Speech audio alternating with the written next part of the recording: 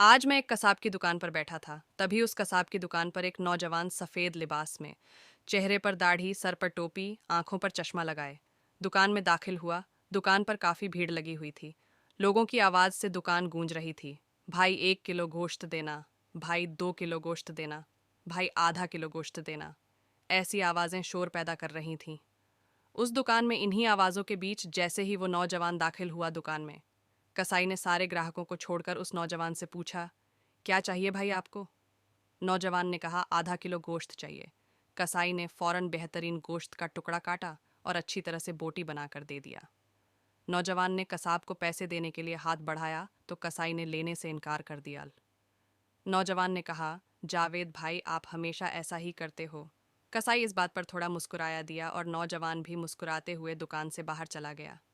दुकान पर और जो ग्राहक थे वो तरह तरह की बातें करने लगे कि हम कब से खड़े हैं, मुस्लिम स्टोरी, और कसाई को देखो, लगता है इसको चर्बी चढ़ी है। ग्राहक की कोई इज्जत ही नहीं।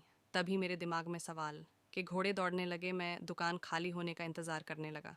सारे ग्राहकों को निपटा कर जैसे ही कसाई खाली हुआ, मैंने कहा, 1 किलो गोश्त मेरे लिए बनाना।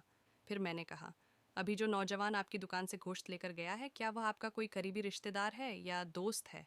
सारे ग्राहक छोड़कर आपने सबसे पहले उसको गोश्त दिया। कसाई मुस्कुराया और बोला, जी नहीं, मैं बहुत अचंभे में पड़ गया। फिर मैंने बोला, तो फिर कौन था वह नौजवान?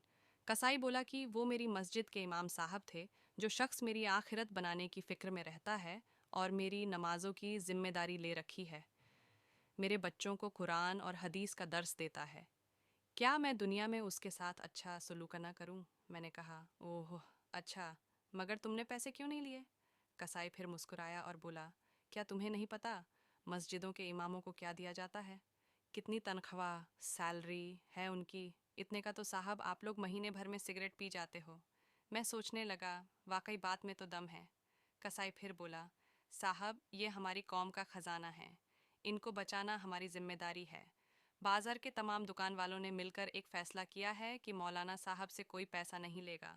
सिर्फ मैं ही नहीं, ये बाल दाढ़ी की दुकान वाला नाई, राशन की दुकान वाला, वह टेलर मास्टर, ये डॉक्टर साहब, वह मेडिकल वाला, दूध वाला, सब्जी वाला, कोई उनसे पैसे नहीं लेता भाई। इतना तो हम कर ही सकते हैं। और फिर मुस्कुराकर कहने लगा, साहब आधा किलो गोश्त के बदले जन्नत मुनाफे का सौदा है। ये लो जी, आपके गोश्त की थैली।